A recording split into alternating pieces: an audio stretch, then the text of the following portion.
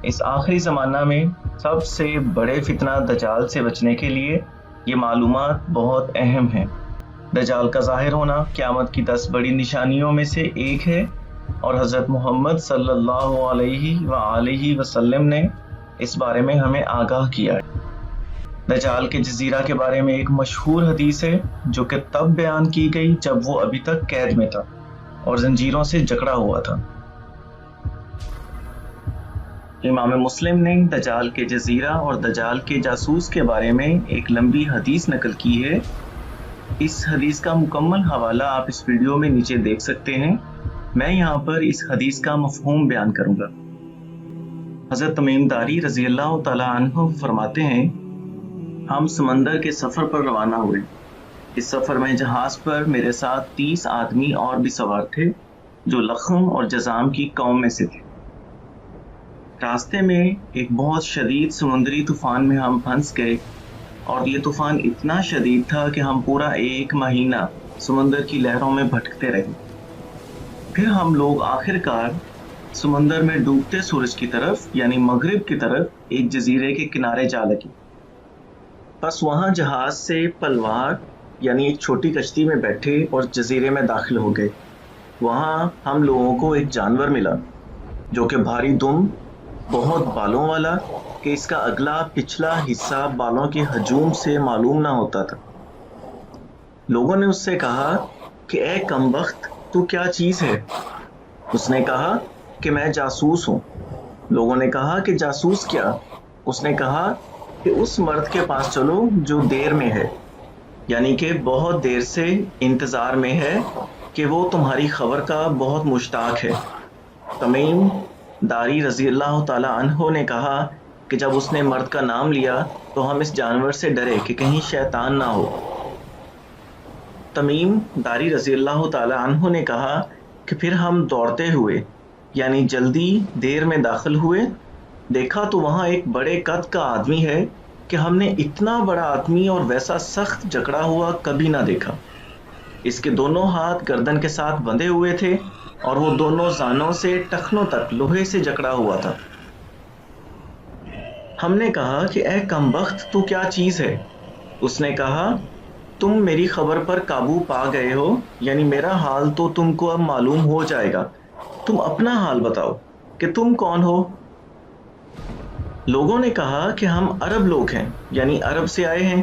سمندر میں جہاز میں سوار ہوئے تھے، لیکن جب ہم سوار ہوئے تو سمندر کو جوش میں پایا، یعنی سمندر میں ایک بہت بڑا طوفان برپا تھا۔ پھر 1 مہینے کی مدت تک لہریں ہم سے کھیلتی رہیں اور ہم لہروں میں بھٹکتے رہے۔ پھر ہم اس جزیرے میں آ لگے تو چھوٹی کشتی میں بیٹھ کر جزیرے میں داخل ہوئے۔ پس ہمیں ایک بھاری دم کا اور بہت بالوں والا جانور ملا۔ ہم اس کے بالوں کی کثرت کی وجہ سے اس کا اگلا پچھلا حصہ نہ پہچانتے تھے۔ ہم نے اس سے کہا کہ اے کمبخت، تو کیا چیز ہے؟ اس نے کہا کہ میں جاسوس ہوں۔ ہم نے کہا کہ جاسوس کیا؟ اس نے کہا کہ اس مرد کے پاس چلو جو دیر میں ہے اور تمہاری خبر کا مشتاق ہے۔ بس ہم تیری طرف دوڑتے ہوئے آئے اور ہم اس سے ڈرے کہ کہیں بھوت پریت نہ ہو۔ پھر اس زنجیروں میں جکڑے ہوئے مرد نے کہا کہ مجھے بیسان کے نخلستان کی خبر دو۔ یہاں میں آپ کو بتاتا چلوں کہ بیسان ایک جگہ ہے اسرائیل اور جارڈن کے بارڈر کے درمیان۔ تو وہ زنجیروں میں جکڑا ہوا مرد اس بیسان کے درختوں کے پھلوں کے بارے میں جاننا چاہتا۔ تو حضرت تمیم داری رضی اللہ تعالیٰ عنہ فرماتے ہیں کہ ہم نے کہا کہ تو اس کے بارے میں کیا جاننا چاہتا ہے؟ اس نے کہا کہ میں اس کے نخلستان کے بارے میں پوچھتا ہوں کہ کیا وہ ابھی بھی پھل دیتا ہے؟ ہم نے اس سے کہا کہ ہاں، وہاں کے درخت ابھی بھی پھل دیتے ہیں۔ اس نے کہا کہ خبردار رہو، ان قریب وہ پھل نہ دیں گے۔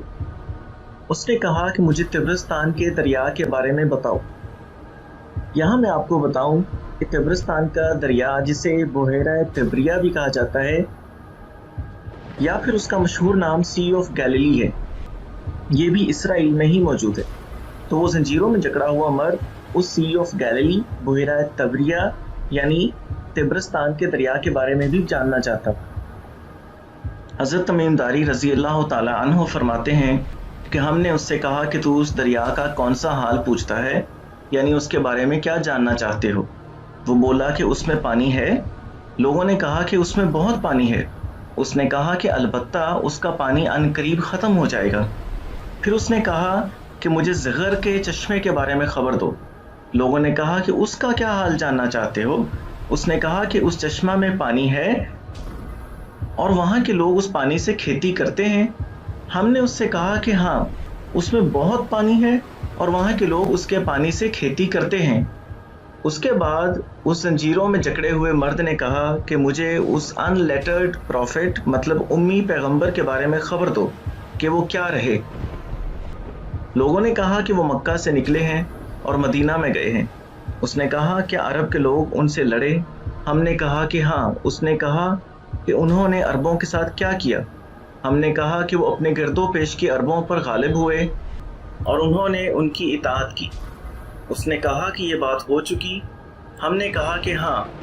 اس نے کہا کہ خبردار رہو، یہ بات ان کے حق میں بہتر ہے کہ پیغمبر کے تابع دار ہوں، اور البتہ میں تم سے اپنا حال کہتا ہوں کہ میں مسیح مطلب دجال ہوں، اور البتہ وہ زمانہ قریب ہے کہ جب مجھے نکلنے کی اجازت ہوگی بس میں نکلوں گا اور سیر کروں گا، اور کسی بستی کو نہ چھوڑوں گا جہاں 40 رات کے اندر نہ جاؤں، سوائے مکہ اور طیبہ کے۔